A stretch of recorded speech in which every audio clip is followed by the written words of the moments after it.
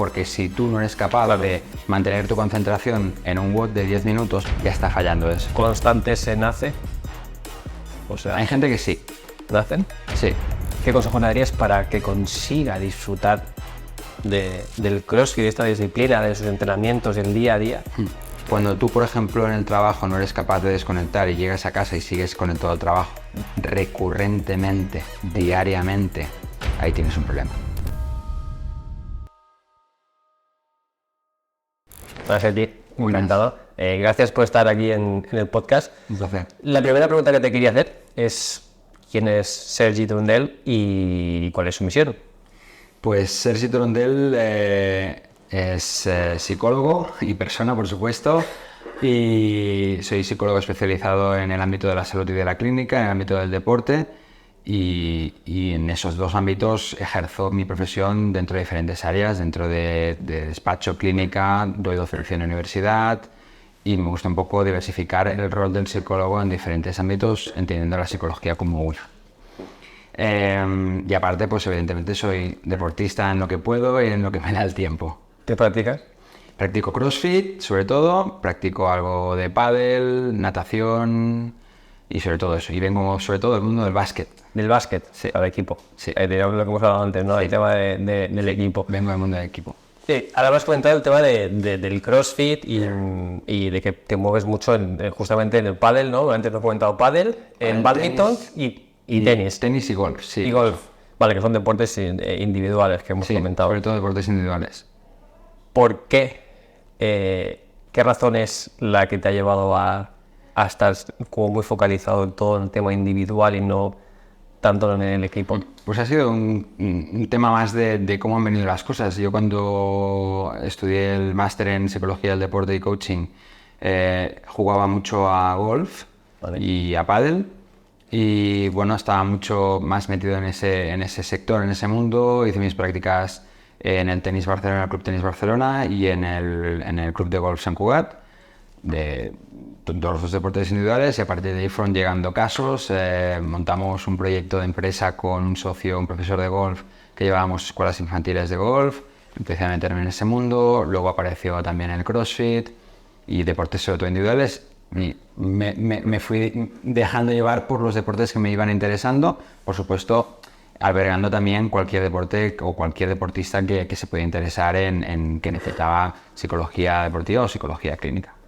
Pero también has tocado, ¿no? Individual. O sea, también has tocado sí, por supuesto. individual y Trabajo en equipo. Futbolistas, trabajo con muchos jugadores de baloncesto, trabajo con otros deportes que no son estos que hemos comentado. Entonces, al final es un poco un todo, es teniendo un poco nociones básicas de cualquier deporte que me pueda llegar, trabajamos. Vale. ¿Y hay alguna diferencia entre la psicología que se puede implementar a una persona que practica un deporte individual y una persona que practica un deporte en equipo?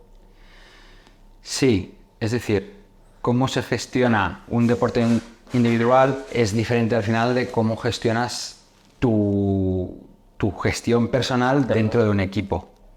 Vale. Entonces, en individual tú estás contigo mismo y tú dependes de ti solamente, y en un equipo dependes de X compañeros más, y con lo cual entran otros temas que es como trabajar en una sala con un equipo o trabajar solo y ya está. Vale. Entonces hay temas diferentes a nivel de psicología, de cómo afrontar unas situaciones u otras. Pero lo trabajas en plan... Claro, ¿cómo trabajas? Tanto he trabajado... No, tanto he trabajas trabajado individual, me refiero. O sea, trabajas primero a individual y luego... Tanto trabajo con deportistas individuales que vienen a consulta, que son de deportes de equipo, Vale. como trabajo con el equipo en sí, in situ en el campo o en el vestuario o donde sea. Es decir, está la modalidad de trabajo en equipo y se trabaja con el ente equipo, o trabajo con deportistas individuales que vienen del deporte de equipo, que sea. ¿Alguna diferencia? O sea, no sé, algún caso, ¿sabes? De que digas, yo a él le trabajo, voy al lado individual y le trabajo estas partes, pero luego en equipo tengo que trabajar esto. No, claro, en deportes de equipo los aspectos psicológicos que más se trabajan normalmente son aspectos de cohesión y de comunicación, Vale. porque son aspectos clave para el funcionamiento y el rendimiento del equipo, y en aspectos individuales dependerá. Pero sí que en deportes de equipo o cuando trabajas con el equipo en sí, trabajas muchos aspectos de cohesión, aspectos de comunicación y que los roles de cada persona, de cada miembro del equipo estén bien claros. Que eso también depende de la comunicación, no solo de los jugadores en sí, sino también del entrenador o del staff. Bueno, que al final, si no hay comunicación dentro del equipo es una locura. Pasa lo mismo, por ejemplo, en CrossFit, ¿no? Que es uno de los deportes con los que trabajo bastante y también lo practico. No es lo mismo competir individual que competir por equipos. La gente entrena a CrossFit de forma individual, pero muchas veces compiten por equipos. Total. Y es muy diferente. Ni mejor ni peor, diferente. Ya. Yo es que te lo decía porque yo cuando era joven, te iba a decir cuando era joven, ¿sabes? Pero eso pues ahora un viejo, ¿no? Pero yo jugaba balonmano, deporte en equipo. Claro, y entrenar en equipo o estar en un deporte de equipo, ¿te beneficia o te puede perjudicar? Yo a lo que me refiero es porque yo, por ejemplo, cuando yo entrenaba o cuando iba a jugar, era como quizá estaba como más tranquilo, ¿no? En el sentido de, vale, tengo como una red debajo mío que es todo mi equipo, si yo fallo, quizá alguno pues puede solucionar ese problema. Pero en el CrossFit no, o sea, en el CrossFit voy solo. La cosa es, me perjudica o me beneficia porque si voy en equipo pienso, bueno, me relajo un poco. O pienso, hostia, tengo que ir a tope para no fallarles a ellos. Claro, al final tú mismo has dado la respuesta en ese sentido, que te puede beneficiar o te puede perjudicar. Es decir, hay gente que no se siente capaz o no se siente cómoda compitiendo en equipo, Vale. porque la responsabilidad de que su error implique a los otros o perjudique a los otros les sabe como demasiado mal y es como que esa presión no la llevan bien. Hay gente que el hecho de tenerse que coordinar con otra gente y que no tener el control de toda la situación tampoco lo llevan bien. Es decir, ¿no? Por ejemplo, en un balonmano, que tú no puedas hacer todo lo que depende de ti porque dependes de otros compañeros en los que debes evidentemente confiar, lo llevan mal y con lo cual no se sienten cómodos trabajando en equipo. Y hay gente que es todo lo contrario, que si no fuera trabajando en equipo y compitiendo en equipo, no se sentirían lo suficientemente seguros haciéndolo ellos mismos, por ejemplo, en un tenis, ¿no? Eso pasa mucho en el CrossFit. O sea, yo lo veo, que a veces yo pregunto, ¿no? ¿Qué vas, en individual o vas a hacerlo en equipo? Bueno, en equipo que me da como respeto ir yo solo. Hay mucho de esto, o sea, tú ves mucha diferencia ahí o que la gente prefiere competir más en equipo. No veo tanta diferencia. Es un deporte que como el entrenamiento en sí es en individual, quizás sí que la gente da el paso inicial de competir, no lo suelen hacer en individual, a menos que sea una competición interna del box o alguna cosa así. Yeah. Y el primer paso lo suelen dar muchas veces en equipo, por lo que tú dices, por sentirse más cómodos de que si yo no llego, llegará el otro. Vale. Pero suelen acabar dando el paso a competir en individual. Es más miedo, ¿no? Sí, es más que miedo a la inseguridad. Nunca lo han hecho. Que nunca lo han hecho, que realmente lo hacen cada vez que entrenan. Exacto, total. Pero es la exposición, sobre todo a la gente que va a ir a la competición, aunque no conozcan a nadie, pero es el hecho de sentirse expuestos. Ya. Bueno, al final esa parte es como lo que te hablaba, ¿no? Te da la seguridad de decir, aunque yo no hago una repet, o sea, si no lo hago yo, si yo no levanto 2 kilos, pues él seguro que lo hace. Exacto. O que quizás te sientes más arropado. Si claro, arroparte tú solo es como más complicado. Sí. Yo no he competido mucho, no soy muy fan de las competiciones. Siempre me preguntan, ¿te gusta? No me gusta mucho. Pero sí que es cierto que cuando he ido con equipo, era como, iba mucho más relajado. Y cuando vas solo te comen mucho la cabeza. Bueno, ahí está el tema. Ahí entramos. Esa es una de las labores principales de los psicólogos, ¿no? Conseguir que cuando estás compitiendo no te comas la cabeza. Total. Precisamente si te estás comiendo la cabeza es que algo no está funcionando bien, sobre todo en un deporte individual, teóricamente no tienes que tener tiempo para comerte la cabeza, tienes que tener tiempo para pensar, pero pensar en la acción, pensar en lo que estás haciendo, pensar en la estrategia, pensar en las reps que te quedan, en el tiempo, evidentemente, pero no pensar en aspectos que no tengan que ver con el proceso, con la ejecución, con la acción. Con si tengo que levantar la dumbbell y hacer 4 reps o subirme a la barra para hacer tantas chest to bar. Más allá de lo que no sea eso, ahí entra nuestra labor de conseguir que Eso se llama inner game, el juego interior, Vale. y conseguir que el juego interior sea fluido, Vale. no sea interrumpido. Vale, sí que pienses más, ¿no? Como en la ejecución del entrenamiento o del WOD, y no tanto en si voy a llegar, si no voy a llegar, si voy a levantar, si no lo voy a levantar. Exacto. Cambiar es lo que... Es lo que nos es lo que interfiere en nuestro rendimiento. Ya, total. Hemos hablado antes de que estabas en el mundo del tenis y del golf, y me has dicho... Sobre todo tenis, golf, pádel, squash... Pues también. La psicología por ejemplo, vamos a poner el tenis, y vamos a poner el CrossFit, porque es lo que más nos une, ¿no? ¿Se trabaja de la misma manera? Similar. Hay aspectos, algo que yo me gusta trabajar mucho con los alumnos a los que les doy clase en la universidad, es que les quede muy claro es que hay aspectos diferenciales de cada deporte. Vale. Cada deporte tiene sus aspectos psicológicos diferenciales. ¿Vale? Entonces, es muy importante que los psicólogos sepamos analizar cuáles son. Y evidentemente el tenis y el CrossFit tienen algunos en común, como puede ser la concentración sostenida. Hay un aspecto de concentración, pero por ejemplo el CrossFit durante un WOD que puede durar, por ejemplo, pongamos un tiempo medio de 10 minutos, tú tienes que tener una concentración focus durante 10 minutos. Un juego en tenis puede durar 10 minutos y tienes que saber mantener la concentración durante 10 minutos. Pero luego vas a tener un periodo de interrupción y vas a tener otro juego y otro juego. Y un partido puede durar 4 horas. Total. En cambio, una competición de CrossFit no te va a durar 4 horas. Entonces, esos son aspectos diferenciales que se tienen que conocer. Porque es distinto trabajar y entrenar. O sea, se llama entrenamiento psicológico, al fin y al cabo. No solo reparamos problemas, sino que entrenamos. Preparáis. Entrenamos la mente. Total. Y es diferente entrenar la mente para que esté muy focus durante 10 minutos, a entrenar la mente de forma interrumpida durante 4 horas, pero muy focus durante el tiempo de ejecución. O sea, y para, o sea, por curiosidad, ¿cómo se suele trabajar? O sea, ¿cómo lo trabajarías tú esta parte? Bueno, in situ en sí, realmente el deporte en sí ya te ayuda a entrenar eso. Ajá. Porque si tú no eres capaz de mantener tu concentración en un WOD de 10 minutos porque se te va la cabeza a la lista de la compra o si luego tengo que ir a trabajar o cualquier otra historia que no tenga que ver con el WOD, ya está fallando eso. Entonces, si eso ocurre, pues lo detectamos y vemos cómo poner el foco, ¿no? Entonces, es importante sobre todo es muy importante que el que entrena para competir, entrene en condiciones similares a la competición. Vale. Por ejemplo, si yo voy a ir a una competición donde voy a tener 4 watts en un día, el día siguiente 4 watts más y al día siguiente 4 watts más, y eso requiere que mi concentración esté, pues va a haber watts de 10 minutos, va a haber watts de 20 minutos, va a haber watts de 5 minutos y va a haber watts de una RM, de un levantamiento máximo. Si tú no has entrenado esas condiciones, muy probablemente el segundo día tu concentración no va a estar donde tiene que estar y vas a pinchar. Por muy fuerte que estés, por muchas máximas que tengas, vas a pinchar porque no vas a estar concentrado.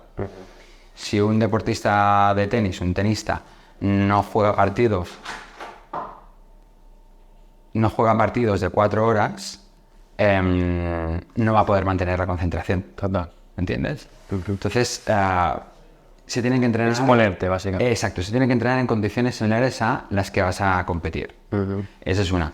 Y habría otras. Habría más. Esa es la más genérica. Entonces, esa es buena porque la que has dicho de exponerte a esas situaciones, muchas veces es un error que yo veo, porque al final, sobre todo, veo mucho en el día a día o en el CrossFit amateur, es el problema, de que no se exponen a la competición. Exacto. Y luego llega ese día y yo siempre digo, oye, pero si no habéis entrenado o si quieres competir tienes que ponerte en situaciones de competición. Al final hay presión o por ejemplo, entrenar de cierta manera muy parecida a la competición. Exacto. Hay una regla básica que es súper importante y es que no es lo mismo entrenar, aunque tú entrenes al 100%, que competir. Porque la competición se le suele dar un valor más importante, es decir, ese día el resultado va a importar y si tú no haces una rep, esa rep va a contar. Si tú entrenas con esa dinámica y con esa filosofía, mucho más fácilmente el día de la competición va a ser más fácil para ti que las condiciones se den correctamente. Pero si tú entrenas que las reps no les das importancia, tal y cual, y luego quieres el día de la competición que esa rep sume, va a ser complicado. Y ahí vienen entonces las frustraciones, el pasarlo mal, y entonces es como, ostras, estás haciendo algo porque te gusta, porque te lo vas a pasar bien, porque al final es un deporte y es un juego que te lo tienes que pasar bien, pero no lo estás gestionando de una forma alineada, ¿sabes? Esto en la élite no pasa, ¿no? O sea, Y entonces sí pasa. O sea, llegan esos momentos y no se han expuesto a ciertas... Sí, hay deportes que más y deportes que menos. Por ejemplo, el CrossFit es un deporte donde nos encontramos bastante con esto. ¿Por qué? Porque hay muy pocas competiciones al año. Es decir, ahora cada vez más.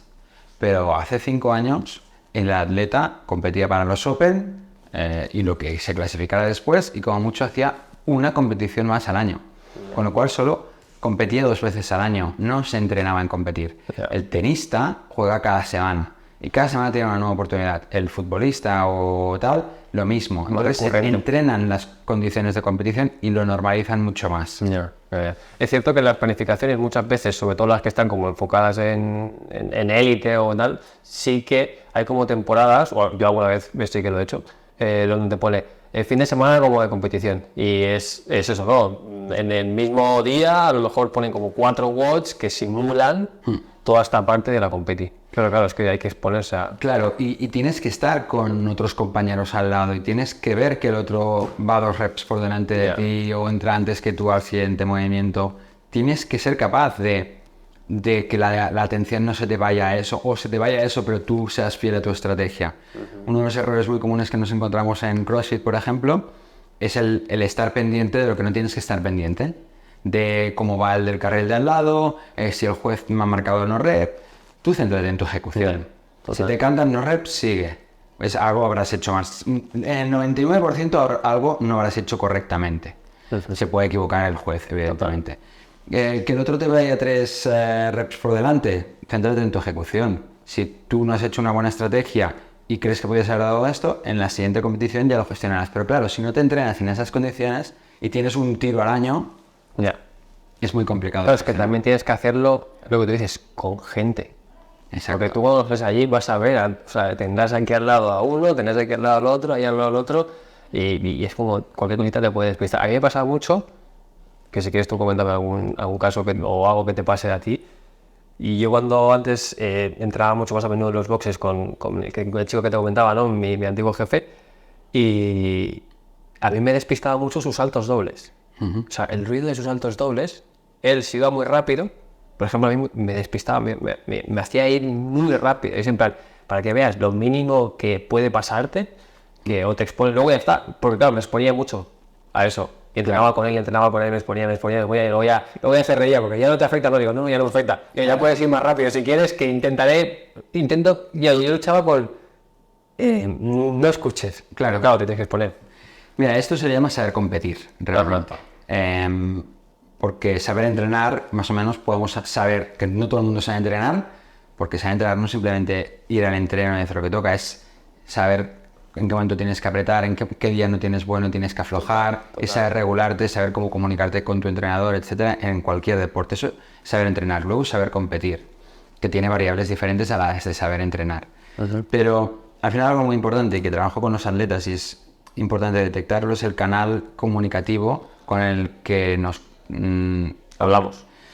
Bueno, sí, no, con el que nos conectamos, mejor dicho. Vale, hay una teoría en psicología que se llama programación neurolingüística, PNL, que trabaja mucho los aspectos de, en función del canal comunicativo base que tenemos cada uno de nosotros, tendremos más interferencias en una vía u otra. Por ejemplo, por lo que me has comentado, es muy posible que tu canal prioritario sea el auditivo. ¿Vale? Porque lo que te distrae es la audición. En cambio, puede haber atletas o deportistas que lo que les distraiga sea la visión y a la que el entorno esté desordenado, ellos se desconcentren. Una atleta de CrossFit que sea muy visual se desconcentrará mucho con aspectos visuales de si alguien le pasa por delante o si hay gente mirándole o el otro va por el carril delante y se despistará con la visión. Gente que es más auditiva, todo lo que sea ruido o le favorecerá o le interferirá negativamente. Total. Entonces, hay diferentes canales comunicativos y es importante detectar cuál es el de cada uno y cómo potenciarlo y cómo prevenir las interferencias. Total, no, total. Entonces, ¿cómo afecta la psicología al rendimiento?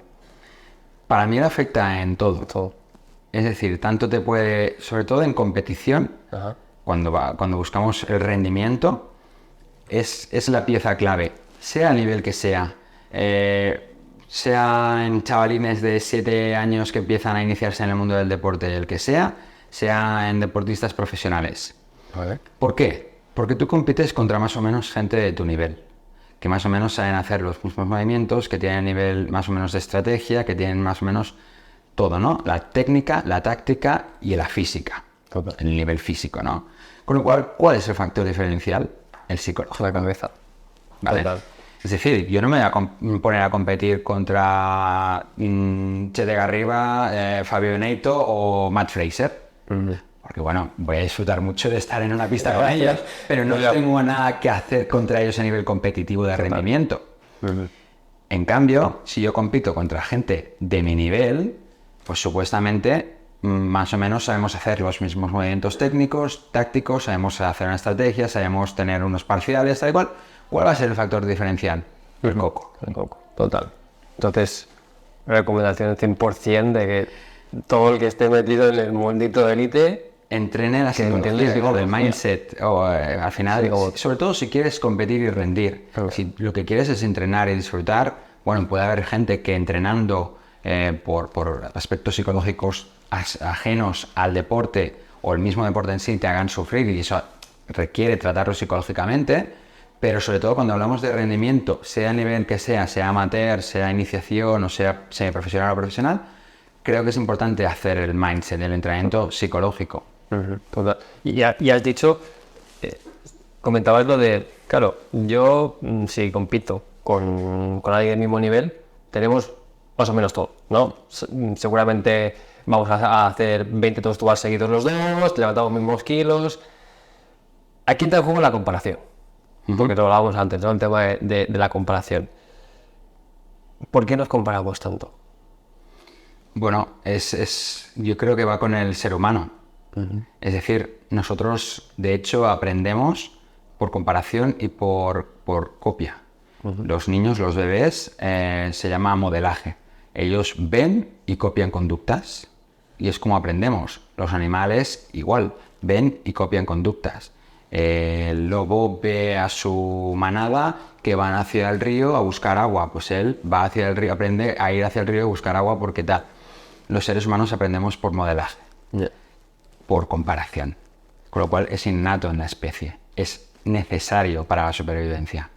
Lo que pasa que nuestro neocórtex, que es la parte del cerebro o el cerebro que da sentido a la especie, al ser humano, que nos da sentido a saber gestionar las emociones, a tener un lenguaje, etcétera, hace que a veces la comparación nos haga restar en algunos aspectos. Vale. O sentirnos menos que, y con lo cual ahí entra un tema de seguridad y de confianza. Eso ahí es donde yo quería ir. Porque a mí lo que me pasa mucho es, no llevo atletas obviamente de élite, pero sí que llevo atletas, lo hablamos, ¿no? Amateur, de calle, que al final, y no buscan un rendimiento muy grande, sino simplemente buscan pues a nivel físico, verse mejor o rendir un poquito más en los entrenamientos, pero están todo el rato con esa comparación. Y realmente, o sea, es una comparación negativa en ese sentido. Correcto. O podemos conseguir, o qué consejo le darías tú a una persona que está todo el rato comparándose a nivel negativo, porque al final lo pasan mal, porque yo lo veo, lo pasan mal y soy menos que él, mira lo que hace, yo no puedo con esto. ¿Se puede revertir? ¿Podemos hacer que esa comparación juegue con nosotros? Sí, porque al final en el momento en que tú estás comparándote con alguien, el problema no es la comparación. El problema es el que tú sientas que esa persona hace algo diferente o mejor que tú y que tú no eres capaz de hacerlo. Querer copiar cosas que son innatas o esenciales del otro en vez de hacerlas nuestras. ¿No? Es decir, yo qué sé, me invento. Quizá, yo qué sé, Michael Jordan era era un as en volar, ¿no? En hacer saltos y mates tal. Que Shaquille O'Neal hubiese querido imitar a Michael Jordan, no hubiésemos sabido nunca de Shaquille O'Neal. Total. Porque quería ser Michael Jordan. En cambio, Shaquille O'Neal fue Shaquille O'Neal, fue bueno en lo suyo. Se fijó seguramente en cosas de Michael Jordan para mejorar cosas suyas, pero en plan, vale, las voy a hacer mías y luego voy a potenciar mi esencia. Si nos comparamos para tener un patrón de decir, oye, pues mira, esto me gusta o esto creo que me puede servir de esta persona y voy a intentar hacer lo mío, oye, pues no voy a ser el mejor en esto, pero tendré más herramientas, tendré más técnicas para ser mejor completamente o en globalidad, perfecto. Si nos comparamos como para querer llegar a ser igual que esa persona, no vamos a conseguir llegar a ser nunca igual que esa persona, porque esa persona destacará en unas habilidades que nosotros quizá no destacamos. Entonces la comparación tiene que ser con uno mismo. Es bueno observar a los demás y fijarse en los demás y compararse en sentido de decir, oye, ¿qué hace bien este o qué me gusta de este? Para yo imitar según qué serie de conductas, pero haciendo las mías, no queriendo imitar directamente al otro. Como la motivación, ¿no? O sea, verlo y decir, hostia, yo siempre lo digo, si alguien lo puede hacer, o sea, si él lo ha hecho, tú quizá lo puedes hacer, o sea, lo puedes hacer. La cosa es, trabaja para poder conseguirlo. Correcto. Lo que pasa es que sí que yo es lo que más veo, el hecho de, me comparo constantemente con el que tengo al lado, y si ha levantado 85, yo me he quedado en 80 y joder, yo no puedo levantar 85 y te frustras con todo esto. Bueno, si tú ves al otro que ha levantado 85 y para ti es importante poder levantar 85 y tú hoy no los has podido levantar o llevas X tiempo que él está levantando más que tú, lo que te tienes que plantear no es, evidentemente, por qué él está levantando 85 y yo no, sino qué tengo que hacer yo diferente de lo que estoy haciendo para levantar 85, que quizá él los levanta muy fácil porque es más fuerte o le sale mejor la técnica o cualquier cosa, y yo tengo que hacer otras cosas distintas para llegar al mismo punto que él. En cambio, si me quedo anclado en que yo no lo consigo y él sí, evidentemente no vamos a avanzar. Claro, es que eso es lo que yo siempre repito, intento repetirlo, ¿no? De decir, o sea, vale, ¿qué está haciendo esa persona para levantar 85? ¿Qué no estás haciendo tú para levantar 85 kilos? Trabájalo y va a ver qué tal. Pero realmente es que es como que es muy fácil decirlo, porque claro, nosotros lo hablamos aquí, lo hablamos ahora, pero se repite porque esto en las redes sociales lo vemos un montón y seguramente tú lo has repetido muchas veces y la gente sigue cayendo en el mismo problema. Sí, muchas veces no somos conscientes de que caemos en ese problema.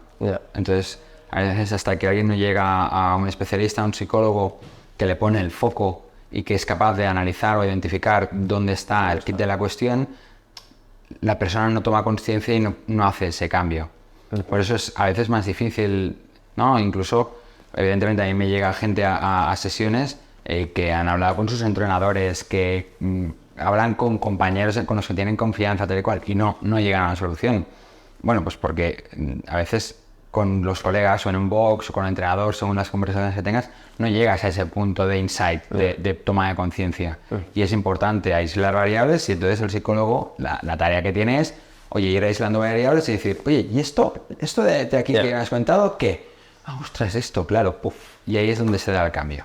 Porque puede venir de muy atrás. Bueno, puede venir de muy atrás. Muchas veces viene de constructos. Constructos son aprendizajes que hemos ido haciendo a lo largo de nuestra vida, que según cómo hemos aprendido las cosas o la percepción que tenemos de la realidad, actuamos, hacemos una serie de conductas, ¿no?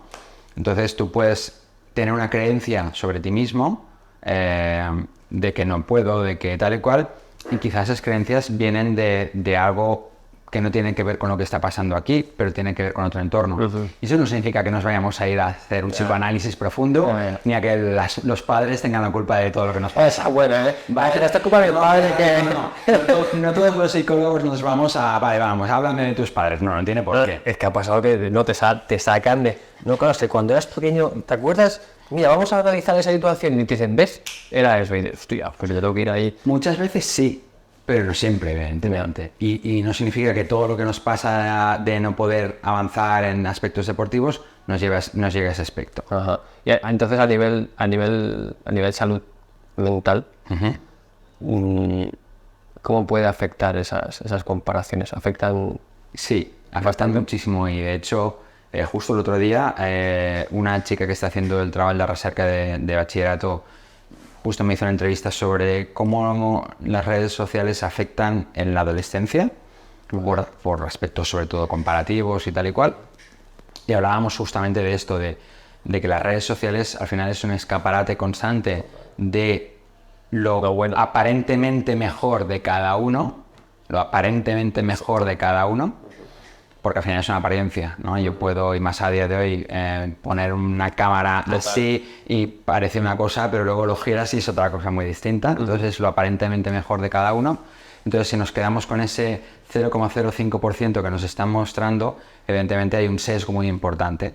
Entonces compararse con únicamente lo que estás viendo es muy superficial y nos puede conllevar evidentemente a que nuestra percepción de la realidad esté muy sesgada. Total. Y eso nos puede conllevar a, evidentemente, muchos problemas de salud mental, tipo ansiedad, tipo depresión, problemas de alimentación, problemas de sueño, problemas de autoestima. ¿Has tenido casos así? No. Sí, muchos, claro. Sí. Es mi día a día. ¿Sí? Sí, no porque vengan problemas, o sea, no por gente que se compara en redes sociales, pero son los problemas que Más comunes. en el área clínica que yo trato, que me encuentro con deportistas o con gente que no es practicante de deporte como tal, y vienen por problemas de ansiedad, problemas de esto, no tienen por qué ser problemas comparativos, ¿eh? Pero evidentemente mucha parte de la adolescencia, aunque yo trato más adultos, pero algunos adolescentes también los trato, también están muy influidos por esto. O sea, que la parte de la comparación es un tema bastante Sí. que hay que controlar. Sí. que hay que, Sí. hay que empezar a controlar. O sea, y sobre todo entender lo que tú has dicho es aparentemente bueno. O sea, Correcto. no es no bueno, es lo aparentemente bueno. Exacto. Total. Es que no lo estamos haciendo ahora, ¿no? O sea, ¿cómo ponemos la cámara? Quítame esa silla de ahí, o ostras, ha entrado este chico, ¿no? Yo te voy a poner lo bonito, pero van pasando muchas cosas. En las redes sociales. Aparte, en el mundo del deporte, y sobre todo en deportes de fitness, ¿no? CrossFit, entre otros, yo puedo mostrar algo que no sea cierto de mí. Total. Y eso, en realidad, oye, pues depende de cómo a mis rivales yo les puedo fastidiar por ahí. Y puede ser una estrategia. ¿Es bueno? ¿Sabes? Porque si a mí me perciben como, entiéndeme, en términos comparativos, si me perciben como un león y yo soy un perrito pequeño, Total. cuando vaya a la pista y vea el león, me voy a sentir muy pequeño, y ese sentirme pequeño en la competición me va a influir en mi rendimiento. Yo no voy a dar mi 100%, porque voy a ver a aquel atleta como un león, como un invencible. Pero quizá, lo que me está mostrando en redes sociales es lo que yo estoy haciendo en mi día. O sea, lo que me está mostrando en redes sociales no es nada más que lo que yo estoy haciendo en mi día a día, pero él me muestra algo que parece El top. súper, Claro. y en realidad no es tanto. Sí, sí, no, es buena. Esa estrategia me ha gustado, la de demostrar eso. No, está guay. Y, claro, ahora está muy de moda. No sé si es una moda o no es una moda el tema de la psicología. No sé, lo que hablamos antes, ¿no? Está en auge. Está en auge. A mí, yo por mí, guay, o sea, yo siempre lo digo que, no sé si tú lo piensas igual, pero considero que todos deberíamos ir al psicólogo. Lo que me ha dicho antes, ¿no? Los psicólogos vamos al psicólogo. Correcto, los psicólogos tenemos que ir al psicólogo. Es normal. Pero ahora está como muy normalizado hostia, si yo tengo una ruptura con pareja y te lo cuento a ti, hostia, tío, deberías ir al psicólogo, ¿eh? O hay una situación que no sé gestionar, hostia, deberías ir al psicólogo, ¿no? Pero en el mundo deportivo quizá no tanto. ¿Cuál es el punto o cuándo dirías tú que un atleta debería ir al psicólogo? ¿Qué es lo que tengo que tener en cuenta? Bien, es una buena pregunta. Pienso que cualquier deportista, no como debería, sino que necesitaría introducir la figura del psicólogo en el deporte, psicólogo deportivo, en el momento en que quiere competir. Vale. Competir de una forma, vamos a llamarle seria. Seria como algo como importante que quiero hacer, como algo en lo que quiero mejorar, como un reto, como algo que me motiva. Vale. Creo que es una pieza clave, como hemos dicho. Y eso no significa que se tenga que ir a sesiones de psicología o que tengas que tener a tu psicólogo cada semana. Pero hablar con él para ver cómo vas a afrontar según qué situaciones de la competición, cómo estás afrontando el entrenamiento, qué cosas te pueden afectar, tal y cual. Y poner las cartas sobre la mesa va a darte unas herramientas que tu entrenador, tus colegas, tu nutricionista, tu fisioterapeuta, tu preparador, lo que sea, no te van a dar. Total. Entonces te estás perdiendo un área. Pienso que todo deportista debería poder pasar o incorporar en la medida que necesite. Quizá alguien necesita una única sesión para chequear que, oye, que lo voy a gestionar súper bien. Tuve un caso, precisamente, de una chica que a día de hoy está compitiendo en alto rendimiento en halterofilia, en bastante alto rendimiento, en bastante nivel, que, bueno, tuvo esta mentalidad, oye, mira, estoy empezando a competir en serio, he crecido muchísimo en muy poco tiempo, entre comillas, me asusta este cambio que he hecho tan grande de casi no entrenar y no saber lo que era halterofilia a que de repente me convoquen para lo que sea, ¿no? Quiero chequear que lo estoy haciendo todo bien. Hicimos 4 o 5 preguntas, chequeamos 4 o 5 cosas y le dije, tienes las herramientas, ya tienes las herramientas en el nivel que estás para gestionar lo que de esto, en lo que yo veo. ¿Cómo te ha ido hasta ahora? Bien, bastante bien. Bueno, pues perfecto, sigue así. Si en algún momento en tu escala competitiva, en tu ascenso competitivo, hay alguna brecha, hay algo que tú sientes que no tienes como herramientas, hablemos. Oye, detecto que aquí estoy flaqueando, esto me está afectando, esto no sé qué, no estoy gestionando bien esta situación. Veamos qué herramientas tienes tú que podemos aprovechar y si tú no tienes las herramientas, porque lo que sea, vamos a ver qué herramientas nos da la psicología que te pueden servir. Vale. Entonces, desde ese punto de decir, oye, pues nos vemos 1 o 2 veces en 4 años y tienes las herramientas, oye, pues no, realmente no estoy gestionando bien la competición, no estoy teniendo unas expectativas que no se alinean a lo que necesito, o tengo este diálogo interno que no me permite disfrutar del entreno de la competición o de lo que sea, o me comparo mucho, o X. ¿Se llega a disfrutar? ¿Se llega a disfrutar? ¿Lo disfrutan?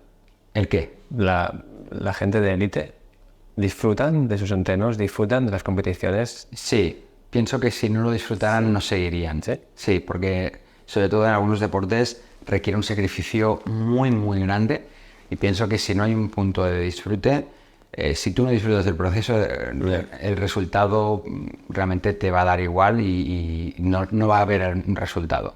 No, lo decía sobre todo por esa presión, ¿no?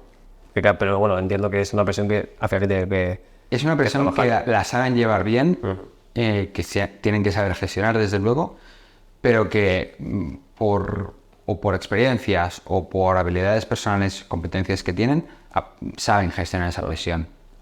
Al final he trabajado con gente que está en primera línea de medios de comunicación, en gente que está en primera línea de diarios, de medios de comunicación, lo que sea, muy expuestos, y que su problema no es la presión que ejercen sobre ellos los medios, los sponsors o lo que sea. Quizá es otro, o quizá no es un problema, no tienen ningún problema. Y eso es algo muy importante que es importante que la gente también conozca, que es que no tienes por qué tener un problema para trabajar tu mindset, porque tú estás entrenando unas competencias. Yo ya tengo competencias, pero igual que se me da bien, me invento, los saltos dobles a la cuerda, quiero que se me den mejor. Quiero mejorarlos. Pues si se me dan bien, pues vamos a mejorarlos. Entonces quizá acuden a un psicólogo deportivo para mejorar sus competencias, pero la presión, los nervios, la competición lo llevan bien. No les afecta. No, está guay. Y lo que pasa que ya me quiero ir a la parte de competición. Hemos dicho que, bueno, has comentado que un atleta cuando quiere pasarse, ¿no?, a hacer competición buena, seria, debería de tener un apoyo por ese lado, ¿vale?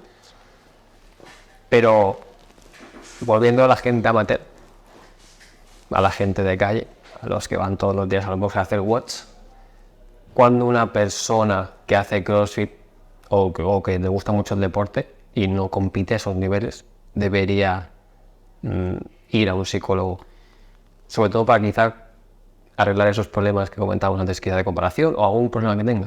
O sea, claro, es muy relativo. Alguien que haga un deporte, más entendido deporte como actividad física, correcto, para estar saludable, de salud, llámese CrossFit, llámese pádel, llámese correr, llámese ir al gym hacer pesas y máquinas y una clase de spinning o de aquagym o de lo que sea, si esa persona no va a competir y va a cualquier entorno deportivo para estar en forma, para sentirse bien consigo mismo, para estar saludable, entonces si aparecen problemas psicológicos pueden no tener que ver con el deporte, o puede ser que tú vayas al gimnasio X, al centro de fitness X, y no quieras ir porque te sientes menos, porque ves a los que están levantando pesas, porque ves el de la clase oral, de la clase de spinning que no sé qué, porque te sientes incómodo. Entonces ahí hay un problema de autoestima y de seguridad en uno mismo, de base, donde eso evidentemente pues no es necesario, evidentemente, pero es mejor que se pueda tratar a nivel psicológico. Mucha gente que lo identifican en el momento en que quieren conseguir algo y se sienten frustrados porque sus miedos, sus inseguridades les interfieren en poder conseguirlo, ¿no?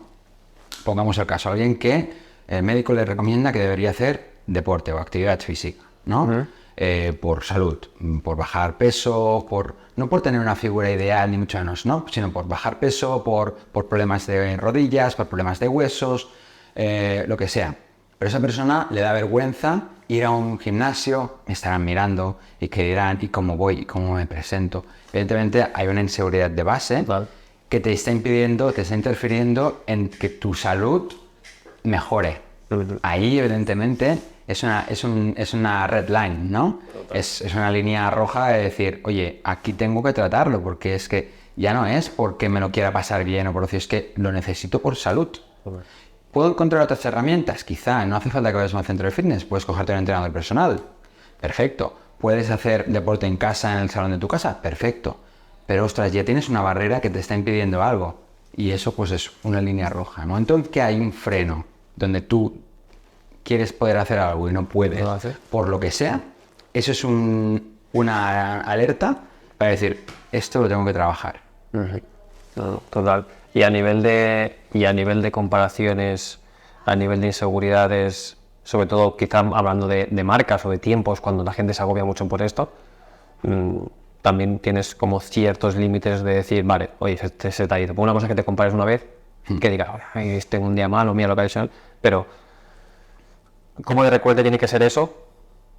Como para decir, oye, o alguien que a lo mejor lo detecta, porque a lo mejor él no lo ve, pero para que la gente aprenda también un poco a mirar al resto que está alrededor, y si alguien está haciendo todos los días eso mismo o siempre está comparando, que le diga, oye, quizá deberías ir a... Mira, algo que por lo menos en psicología marcamos mucho como estos indicadores de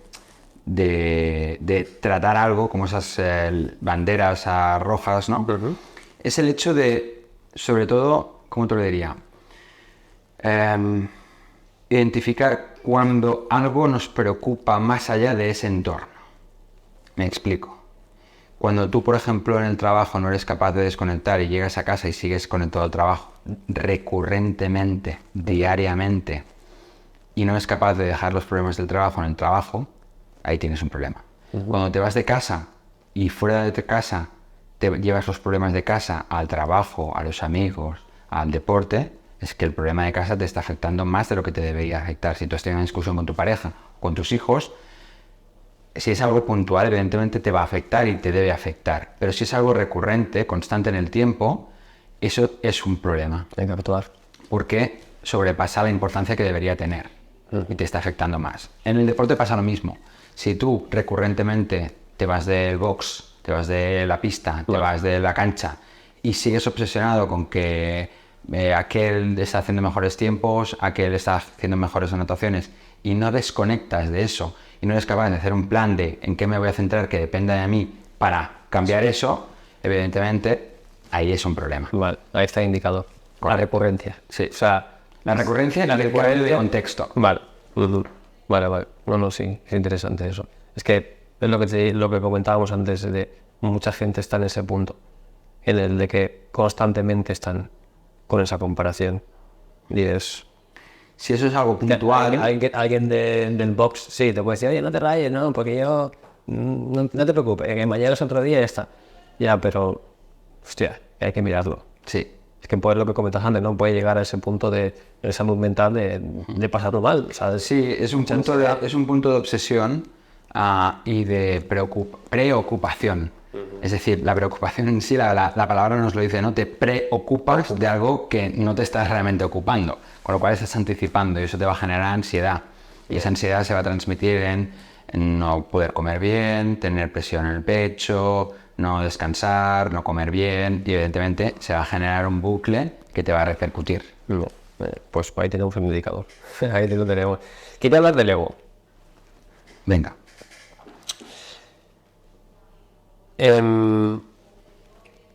Tenemos el ego y tenemos la seguridad en uno mismo, ¿no? Hay una diferencia real entre uno y otro.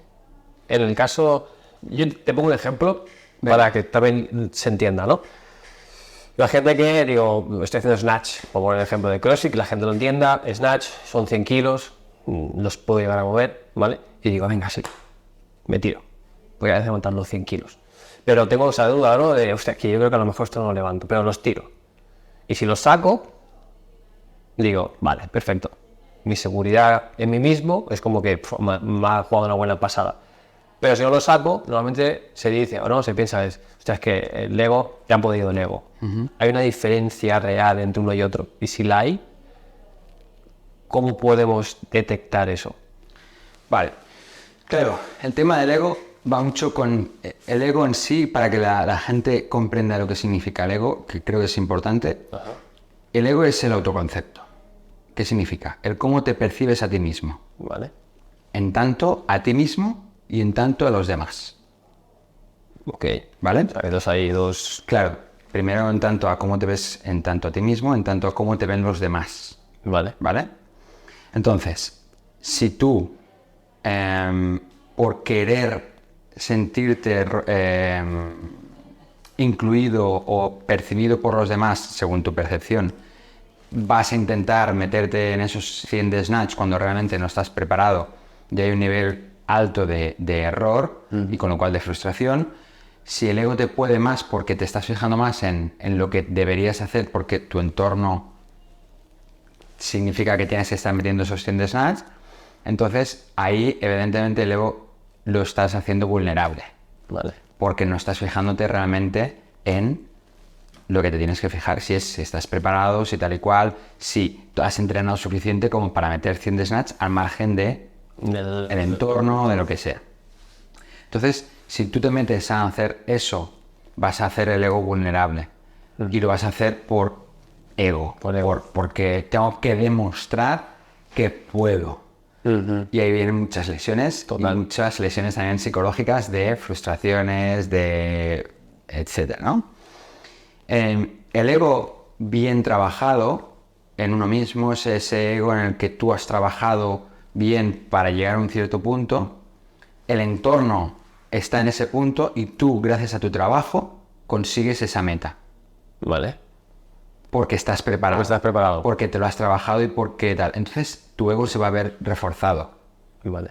Tu autoestima, tu autoconcepto y el ego se va a ver reforzado porque lo he hecho, lo he conseguido. Entonces sí, te va a gustar ese punto de decir, ese punto de aplauso social, de reconocimiento social, necesario evidentemente para cada uno de nosotros, el reconocimiento social, de decir, hostia, qué bien. Pero no porque lo necesite el reconocimiento social. Me gusta recibir el reconocimiento social, me gusta que mis colegas me aplaudan cuando hago el 100 de snatch y por fin lo he metido. Pero no lo tengo que vivir como una presión de que si no estoy ahí soy un fracasado o soy menos o tal. Porque entonces tú mismo vas a hacer que tu ego sea vulnerable. Pero la cosa está en que si le tiro a los 100 de snatch, pues de alguna manera es porque yo quiero tirarle los 100 de snatch y porque lo hago por mí, sí. Porque creo que estoy preparado y que si... o sea, tener como ese pensamiento previo a decir, oye, si lo fallas no pasa nada. Exacto. Estás intentando, tú estás preparado, crees que estás preparado, has entrenado para esto, ahí está la parte de seguridad en uno mismo, ¿no? Y lo estoy haciendo por mí. A la que tengamos ese pensamiento de, hostia, me están mirando, tengo que sacar, ahí es cuando detectamos, ¿no? Que es la parte negativa del... Exacto. Del ego. Más y has dicho que se puede, o sea, que podemos jugar con ella. Que sí. Podemos hacer que juegue en nuestra... Claro, a nuestro favor. A nuestro favor. Porque si tú, fíjate, si tú consigues ese proceso de que te vas fijando en ti, en el proceso, y todo lo que vas consiguiendo, todo lo que le vas aportando a tu ego es reconocimiento gracias a tu esfuerzo Ajá. y lo que vienen son resultados, tu ego se va a ver muy beneficiado, pero no vas a tener un ego, vamos a llamarle pedante, Vale, sí. de decir, estoy por encima, soy el puto crack, ¿no? Porque vas a estar muy enfocado en tu esfuerzo y en tu rendimiento. En cambio, si lo que único que prevalece en ti, lo único que te importa es el reconocimiento social y tu ego lo alimentas de reconocimiento social y no de reconocimiento personal, entonces estás vendido. Ahí es donde entra la pedancia y donde los aires de superioridad se dan. Total. No, sí, muy interesante. Vamos a irnos un poquito a la competición, porque sobre todo en el mundo de la competi. ¿Qué cosas has visto en común en los atletas de élite? Tanto negativas como positivas. Cosas en común que he visto en los atletas de élite. ¿Qué es lo que tienen ellos? Me refiero, por ejemplo, son muy constantes, tienen mucho esfuerzo o tienen mucho miedo, tienen mucha presión. ¿Qué es lo que tienen en común todas esas personas de élite? La gente que es de la élite de cualquier deporte, lo que tienen en común es un alto grado en compromiso. Compromiso. Compromiso y constancia o perseverancia. Es imposible llegar a la élite de cualquier lado del mundo, de cualquier sector del mundo, sin constancia y perseverancia. Y para eso hay que tener un gran compromiso. Y para eso hay que tener una gran tolerancia a la frustración. Total. Es imposible, ningún deportista de la élite mundial, ningún empresario o profesional de cualquier sector del mundo laboral es excelente en lo suyo sin esas competencias. Entonces, te diría que todos ellos tienen en común eso. Y sobre todo es muy importante el compromiso. Y muchas veces soñamos con conseguir algo, idealizamos conseguir algo, pero es una idea, es un sueño, no es un compromiso real. No hay un compromiso, no hay un objetivo sabiendo los pros y los contras de todo y pagas el precio real de esa constancia. Eso es lo positivo que creo que tienen todos o la mayoría de ellos, ¿no? O la inmensa mayoría. ¿Qué tienen de negativo? Realmente, muchas veces hay mucho ego entendido en aires de superioridad y de pedancia en gente que está en la élite de cualquier sector mundial. Vale.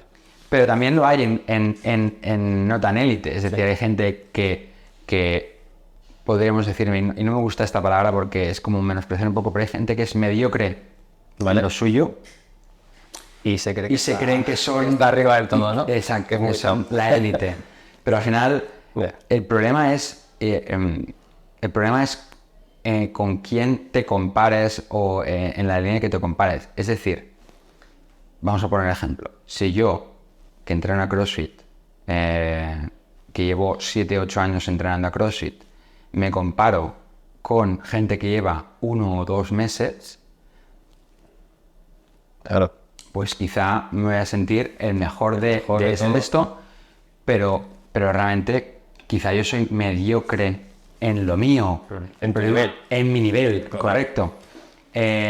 Con lo cual, el hecho de compararme con algo, con lo que te decía antes, no realista con lo que yo de esto, va a hacer que yo genere un superego no real. Eso muchas veces pasa en la élite también. ¿Sí? Sí, gente que se cree mucho mejor de lo que está rindiendo mucho mejor, que son muy buenos en lo suyo, pero que se creen mejores que otras personas. Quizá no que otros deportistas, pero sí que otras personas, por ser profesionales de cualquier deporte. O sea, que no tiene nada que ver con el CrossFit, a lo mejor. No tiene por qué tener que ver con el CrossFit. Estamos hablando de la élite del deporte mundial o cualquier actor, o cualquier cantante, o cualquier médico, o cualquier abogado, o cualquier empresario. O sea, claro, pero me refiero que, imagínate, ¿no? Yo soy élite de CrossFit y yo me creo superior a un recepcionista de aquí, solo por ser la élite del CrossFit. O sea, porque soy una parte de la élite, te refieres, ¿no? Claro, sí, porque yo estoy en la élite de algo y creo que o me voy a comportar como que tú eres menos que yo porque tú no eres la élite teóricamente de algo. De lo tuyo. Cuando quizá realmente para ser recepcionista, para ser paleta para ser mecánico, para ser lo que sea, quizá eres de la élite de lo tuyo, tienes que ser muy bueno para estar en el puesto que estés. Lo que pasa es que no hay medios de comunicación, patrocinadores, tal y cual, que te engloban porque eres bueno y te dan dinero para que tú tengas recursos. O sea, eso es lo que más se ve. O sea, lo que más... Claro. La parte más... factor común, digamos. Sí, sí. No significa que ni el CrossFit ni... Es algo muy general. Es algo que pasa en las élites de lo que sea. Bueno, al final cualquier empresario de éxito de élite también te mira un poquito... Ahí está, ¿no? por encima del hombro. Esto pasa en todos los entornos y es algo común. Lo que pasa es que, bueno, el problema está en que socialmente la gente se crea superior a alguien por el hecho de pertenecer a la élite de algo más visible. Por los medios de comunicación o las redes sociales. No. Has comentado antes constante. Sí. Entonces, ¿constante se nace? O sea, Hay gente que sí. ¿nacen? Sí. Hay factores de personalidad que son... la constancia se hereda de alguna forma. La constancia. Se hereda. Sí. Sí. Luego se puede reforzar, o sea, se puede... Sí. Y hay gente que no nace... O sea, la constancia no es la tienes o no la tienes. No es algo dicotómico. Es algo dimensional. ¿Tienes más o tienes menos? Vale. Todo el mundo nace con capacidad de ser constante. Hay gente que nace con mayor capacidad y hay gente que nace con menor capacidad. Vale. Y el que nace con menor, Evidentemente se puede ya entrenar. trabajas, Sí. tú puedes ponerte a un nivel como el que ha nacido en medio, ¿no? Y Sí, por decirlo así, es algo muy... Bueno, sí, es como muy gráfico, ¿no? Como has hecho. Pero para que socialmente se entienda, podríamos decir que sí. Es como... Eso tiene que ver con las inteligencias, ¿vale? Hay gente que tiene mucha capacidad intelectual en memoria o mucha capacidad intelectual en las matemáticas o mucha capacidad intelectual en la comunicación y hay gente que tiene muy poca capacidad, por ejemplo, en dibujo. Yo mismo, por ejemplo, ¿no? Yo nací con muy poca capacidad de dibujar, ¿vale? Todo lo que tenía que ver con el dibujo. No sé. Hay gente que de pequeños ya te hace unos dibujos flipantes. Y yo, a mi edad, quizá todavía no soy capaz de hacer un buen dibujo, por decirlo así. Evidentemente, mi capacidad, tiene que ver con una inteligencia de dibujar, de plasmar, ¿no? Artística, la puedo entrenar. Y yo si dedico muchas horas a la semana a entrenar mis técnicas de dibujo, mis habilidades, tal y cual, puedo llegar a ser quizá un buen dibujante. Vale. Quizá no puedo llegar a ser el mejor dibujante del mundo. Quizá. Depende del grado de competencia básica que yo tengo de eso. Pero me puedo convertir en un buen dibujante. Puedo mejorar mucho mi nivel desde el que partí hasta donde estoy. ¿Por qué no? Pero voy a partir de una base inferior a otros. En CrossFit pasa lo mismo. En el deporte en sí pasa lo mismo. Ves gente en el box que entran y de repente te hacen un muscle up. Total. El primer día, Sí. a ver, ¿esto? Total. Ah, qué fácil, ¿no? Y quizá llevo 7 años y no he hecho un muscle up. ¿Entiendes? Y habrá gente que quizá, pues eso, 7 años después, no te habrá hecho un muscle up. Ya hay unas cuestiones científicas. Hay muchos medios, sí, total. Pero no tendrán esa predisposición. Ya. Entonces, tiene mucho que ver con esto. Ya. O sea que se puede mejorar, pero La constancia se puede mejorar. Se puede mejorar. Pero como el dibujo, tienes que... tienes que ir pim, pim, pim. Sí. Y que hay que tener en cuenta que ya hay mucha gente que parte con ventaja porque lo hacen con unos niveles de constancia mucho más elevados. Exacto. Evidentemente, el entorno... Que ese si no lo trabaja también se le va hacia abajo. Exacto. Si tú naces con una predisposición baja a la constancia y tu entorno directo con el que naces, tu familia directa, la escuela, tus amigos, no favorecen a que tú seas constante, no te ayudan desde pequeño a que tú seas constante, va a ser más difícil que a los 25 te pongas a ser constante. O sea que hay que decir que hay que reforzarlo desde abajo. Claro, sí, no significa que a los 25 no puedas cambiar el chip y que tu objetivo de vida sea ser más constante. Por supuesto que se puede, no hay una edad para nada, pero va a ser más difícil, evidentemente. Total. ¿Y tú cuando trabajas con los atletas, tú trabajas a lo que es el atleta o a la persona? ¿Entiendes? Sí, buena pregunta. Pues ahora depende de casos. Porque al final, sobre todo cuando hablamos de atletas ya más tirando a profesionales, es como su oficio. Entonces es un rol que ocupan en el mundo, ¿no? Como mi rol como psicólogo, yo al principio he dicho, no, soy psicólogo y soy persona. ¿Me comporto más o menos similar cuando soy psicólogo que cuando soy persona? Sí, más o menos. Pero yo dentro de consulta soy de una forma y fuera de consulta soy similar, pero soy de otra forma. Entonces, yo cumplo un rol. El atleta de cualquier deporte cumple un rol como deportista profesional o deportista semiprofesional, tal. O cuando tú compites, eres el atleta. Pero luego eres la persona. Y luego eres el hijo, o la pareja, o lo que sea. Son roles. Entonces, el problema es cuando queremos ser el mismo rol en todos los entornos. Que puede ser, o sea, porque al final tú puedes, a lo que me refiero es, tú puedes tener el rol de atleta muy bien trabajado y que esté todo ok, pero que luego el rol de padre, de hijo, tal, que esté mal. Y al final tú ahí, no entiendo que trabajarías la parte más personal, que es la que va a hacer que beneficie toda la parte. Yo puedo trabajar con deportistas profesionales o semiprofesionales que en su vida profesional como deportistas van bien, muy bien, no tienen ningún problema, pero se acaban de separar. O acaban de tener una pérdida en su vida importante. O lo que sea. O acaban de ser padres o lo que sea y no les va bien en eso. O están teniendo unos estudios, están haciendo unos estudios a la par que son deportistas profesionales. Y en los estudios se frustran o no van bien o lo que sea. Entonces, trabajamos el área más personal. Sí, más personal o más salud de esa persona fuera de su trabajo. ¿Y cómo afectan esos problemas? A veces afectan y a veces no afectan. ¿Sí? Sí, a veces la persona es capaz, ¿no?, de hacer que no le afecten, igual que cualquier profesional del mundo. Es capaz de llegar a su trabajo y que los problemas personales no le afecten. Y un deportista pasa un poco lo mismo. Llegar a un punto que sí que, si eso se mantiene, ese problema se mantiene, le afecta a nadie, desde luego. Pero como cualquier profesional del mundo. Ya. No, pero es interesante eso, ¿no? De que muchas veces hay que trabajar la parte más personal para mejorar la otra o que no interfiera. Exacto. Que al final son lo que tú decías, ¿no? Atletas y personas. Correcto. Hay que saber diferenciar. Vale, guay. Vamos un poquito a lo personal. Escuché una frase que dijiste que era mi trabajo es quedarme sin trabajo.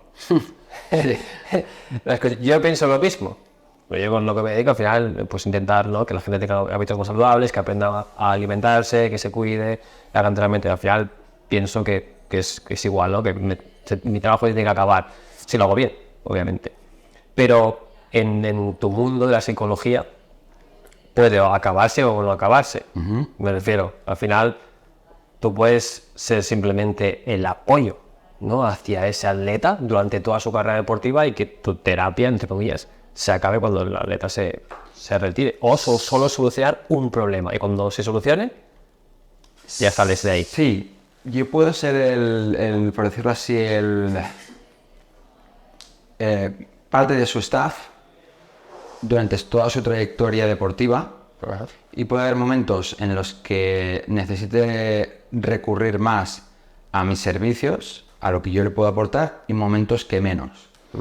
Por ejemplo, creo que esto se explicará bien con un ejemplo, con un caso. He llevado y llevo a una deportista a día de hoy, podríamos decir, semiprofesional de un deporte individual, de raqueta, que durante un tiempo necesitamos trabajar casi quincenalmente o semanalmente una serie de cosas durante un periodo de casi un año o 8 meses largos.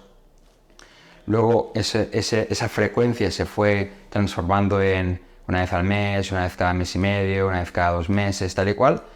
Y he estado sin tener que contactar con esa deportista durante un año y pico, largo, casi 2, más allá de cómo te va, qué tal vas, tal, pues bien, tal y cual, tal, pero simplemente una información de chequeo. Y ahora volvemos a trabajar un aspecto de nuevo, donde nos estamos viendo cada 3 semanas. Entonces, hay una demanda, ese deportista tiene una demanda, se cubre la demanda, se hace un seguimiento, se deja la demanda. Tú sigues siendo el referente de esa persona. ¿Aparece una nueva demanda? Volvemos a trabajar. Vale. Una nueva demanda que no tiene por qué ser un problema, que es, estoy haciéndolo bien, pero quiero dar un salto. Estoy pasando de jugar en tercera y me siento preparado para segunda. Vamos a trabajar ese salto. Vamos a mejorar algunas cosas que se me han estancado. ¡Pum! Trabajamos eso. No, guay. Pues incluso lo que hemos comentado antes cuando estábamos con el café, que es, ya no es solo el hecho de que tenga un problema, sino es, oye, lo estoy haciendo bien, que bueno, lo comentamos antes, porque al final, con todas las cosas que debe tener una persona a nivel de élite y tal, con todos los problemas, es, no sé si lo estoy llevando bien o si lo estoy gestionando de buenas maneras. ¿Tú consideras que todos los boxes de CrossFit deberían de tener un psicólogo deportivo? No. No como in situ. Vale. No como parte del staff. Pienso que no es necesario como psicólogo deportivo. Vale. ¿Vale? ¿Por qué? Porque el psicólogo deportivo va a abarcar sobre todo aspectos desde gestionar un entreno de CrossFit, gestionar aspectos de la comunicación tal y cual, hasta la competición, hasta aspectos de ayudar a las personas a que disfruten más del entreno. Sí, puede trabajar un montón de cosas. Sí, quizá un psicólogo. Vale. Vamos a ampliar el abanico de psicólogo deportivo a psicólogo. Especialidad a psicólogo. ¿Por qué?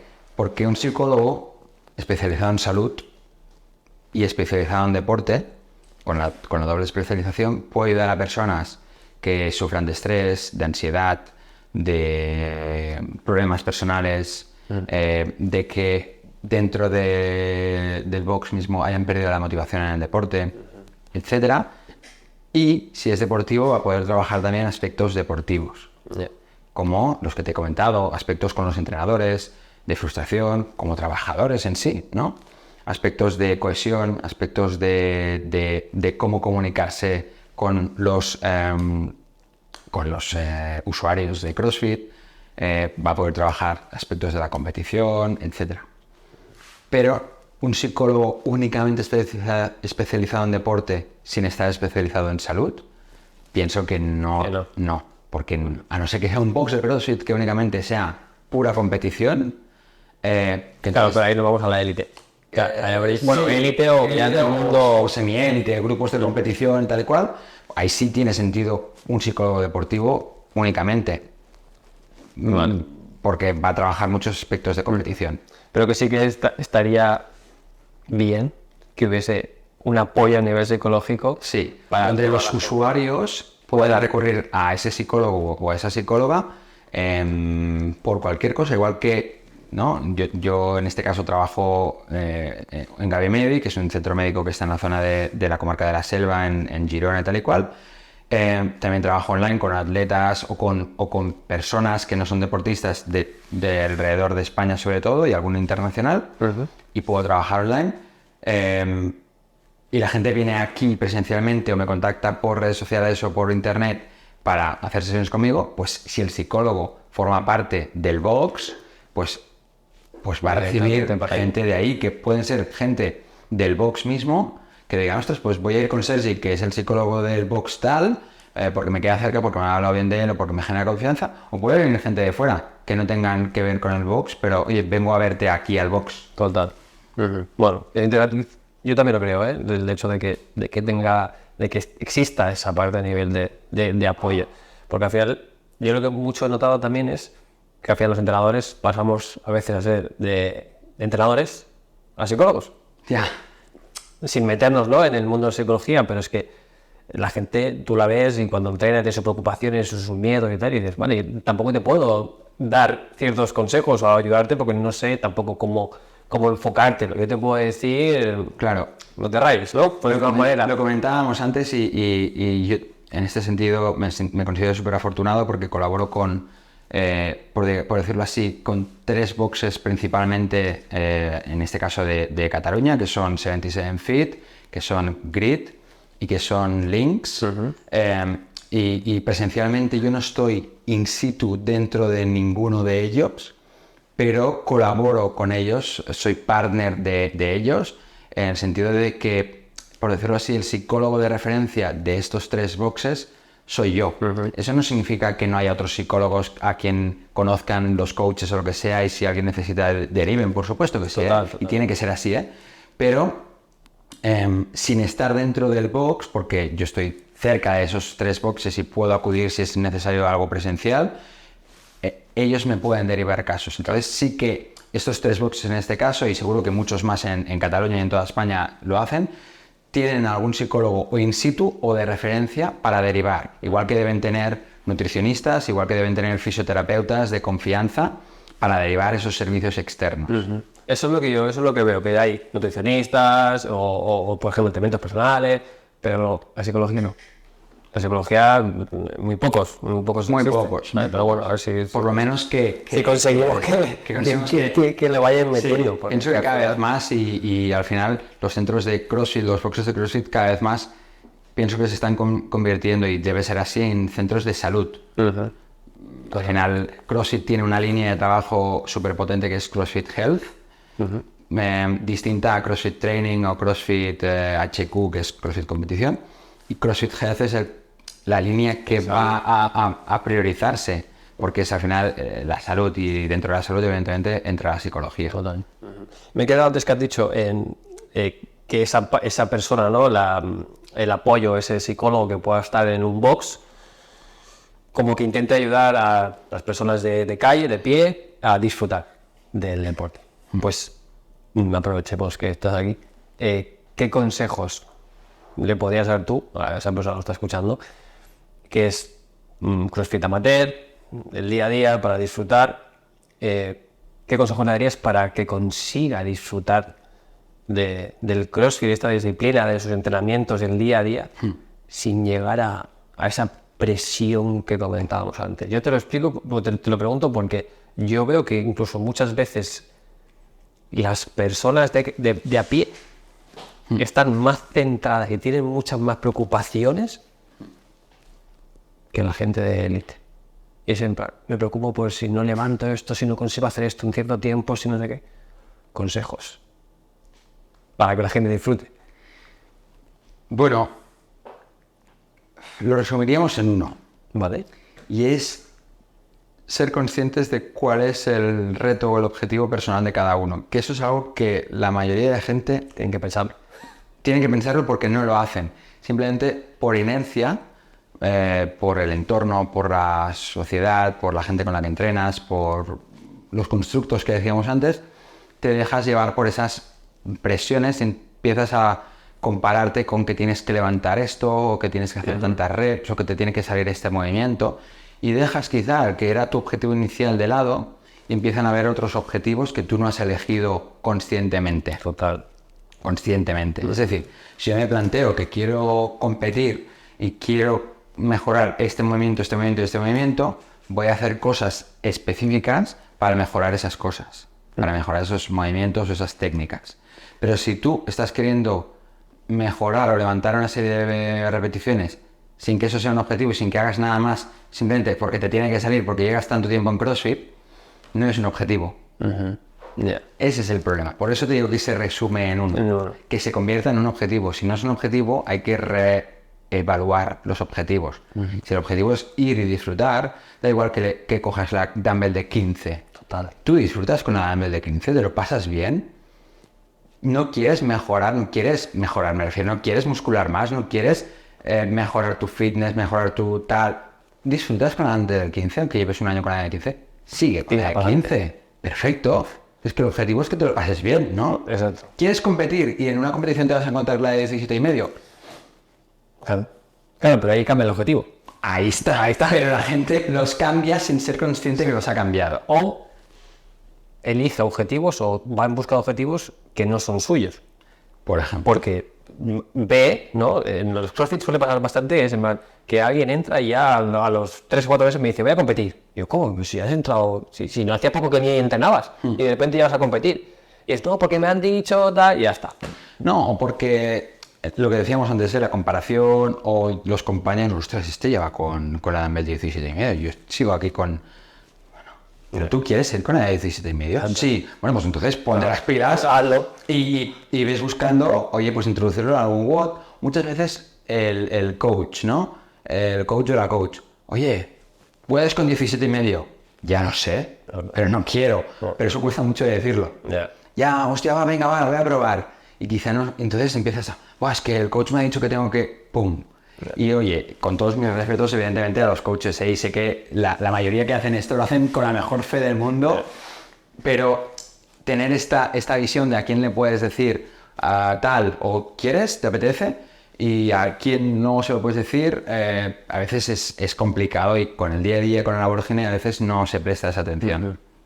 Pienso que es muy importante que los coaches de CrossFit tengan una formación constante en diferentes habilidades de entrenamiento, habilidades psicológicas, etcétera, que tengan una formación constante, porque al final están tratando con personas y con la salud de las personas. Total. Y es súper importante que haya una formación continuada, que te la dé CrossFit o que te la den otros cursillos, que por suerte ahora hay muchos cursos que te pueden nutrir como mejor coach.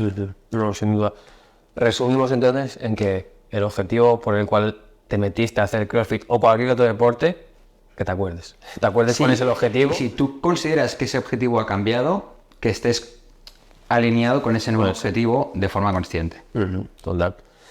Vale, y quería acabar en la entrevista con una pregunta, y ya es como, nos olvidamos un poquito de lo que hemos hablado, porque quiero que la relacionemos un poquito con el título y el objetivo del podcast, ¿vale? Que también es el poder del saber.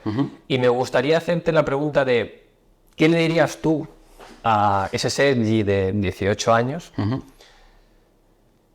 después de haber aprendido todo lo que sabes ahora? O sea, ahora sabes un montón de cosas que antes no sabías. Pues, ¿qué le dirías? Porque a lo mejor a una persona que me está escuchando, pues ese consejo le podría ayudar. Porque yo a veces me pasa que pienso, yo lo que le diría a mi yo de 18 años me podría haber ayudado mucho a mí y a otras personas. Es una muy buena pregunta, porque al final pienso que el de ser curiosos y el querer saber de cuantas más cosas mejor nos hace más completos. Total. Y el ser más completos nos ayuda tanto a sentirnos mejor con nosotros mismos, como a poder dar mejores recursos o más recursos en el área profesional que nos dediquemos, sea la que sea. Al final, un atleta profesional de CrossFit o de cualquier deporte que tenga muchos recursos porque haya sido muy curioso y sepa de nutrición, y sepa de programación deportiva, y sepa de leyes, y sepa de redes sociales, y sepa de psicología, no va a ser experto en ninguna de esas áreas, pero va a tener muchos recursos, va a tener una caja de herramientas muy potente que le van a servir en competición y como su vida profesional. Un psicólogo que sepa un poco de nutrición, que sepa un poco de medicina, que sepa un poco de leyes, que sepa un poco de lo que sea, no va a ser experto en nada de eso, va a ser experto en psicología y no va a entrar en áreas que no va a entrar, pero va a tener muchos más recursos y va a detectar muchas más cosas para, oye, es que necesitas esto, o te aconsejo este profesional, o creo que te iría bien por aquí, que alguien que no tenga todos esos recursos. Con lo cual, la típica frase de que el saber no ocupa lugar es tal cual. Cuantas más cosas sepas, pero sabiendo cuál es tu cajón, mejor vas a tener. Con lo cual, pienso que es súper importante saber mucho de muchas cosas y muchísimo de lo tuyo. Total. En plan, especialista, y luego tienes las otras ramas. Correcto. Y eso te va a ayudar en todo. Exacto. No, genial, me ha gustado. Antes de que cerremos, ¿cómo la gente te puede encontrar en redes sociales o si quiere contactar contigo? En redes sociales me pueden encontrar por Instagram, sobre todo a ver, nunca me acuerdo de mi Instagram, es Sergi Torondel /psicología, creo, o Sergi Torondel me encontrarán fácil. Vale. Y si no, pues por la página web, que buscando Sergi Torondel me encuentran, y por ahí me pueden enviar un mail o cualquier cosa. Vale, igualmente lo dejaremos todo abajo en la descripción, así que me podéis encontrar por ahí. Vale. Genial. Genial, pues ya estamos, Sergi. Muchas gracias. Muchas gracias. Que vaya bien, chicos. Chao.